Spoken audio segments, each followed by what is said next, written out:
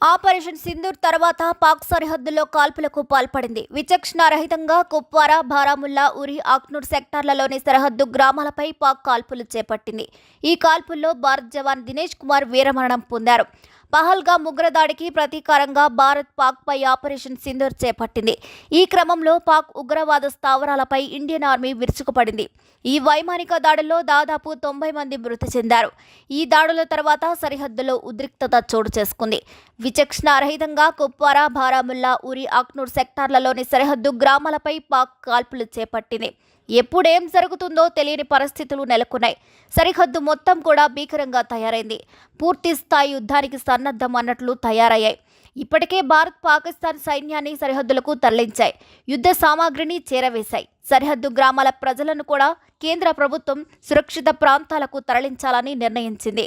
బంకర్లలో తలదాచుకోవాలని సూచించింది. ఇక ప్రత్యేకించి జమ్మూ కాశ్మీర్లలో నెలకొన్న పరిస్థితులు ప్రత్యేకం.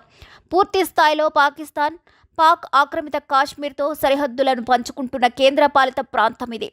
ఈ రెండు చోట్లే భారత ఆర్మీ బుధవారం తెల్లవారుజామున దాడులు సాగించింది. పాకిస్తాన్ భారీగా నష్టపోయింది కూడా ఇక్కడే. దీన్నే దృష్టిలో పెట్టుకుని పాకిస్తాన్ దురాఘాతాలను తెరతీసింది.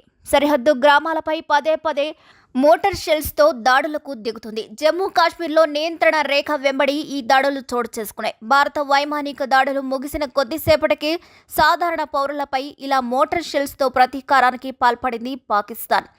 పూంచ్లోని కృష్ణా ఘాటీ, షాపూర్, మన్కోట్, జమ్మూ సెక్టార్, రాజౌరి జిల్లాలలో లామ్, మర్జకోటి, కాశ్మీర్ సెక్టార్, కుప్వారా జిల్లాలోని కర్నా, యూరి, తగ్ధర్, బారాముల్లా వంటి జిల్లాల సరిహద్దు గ్రామాల నివాసితులపై భారీ షెల్లింగ్ దాడులు సాగించింది పాకిస్తాన్ ఆర్మీ.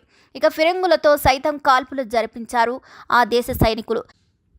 ఆ ఘటనలో పలు నివాసాలు దెబ్బతిన్నాయి. దీని తర్వాత ఆయా గ్రామాలన్నీ కూడా ఖాళీ అయ్యాయి.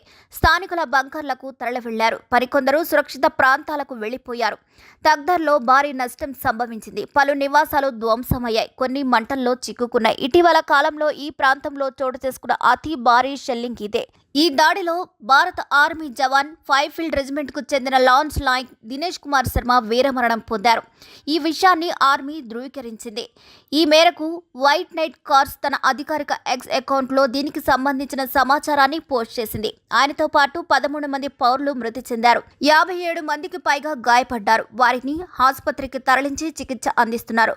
మరి ఈ వీడియోపై మీ అభిప్రాయాలు కూడా ఖచ్చితంగా కామెంట్ ద్వారా తెలియజేయండి. మరిన్ని అప్డేట్స్ కోసం మా ఛానల్ని లైక్ చేయండి, షేర్ చేయండి, సబ్స్క్రైబ్ చేయండి.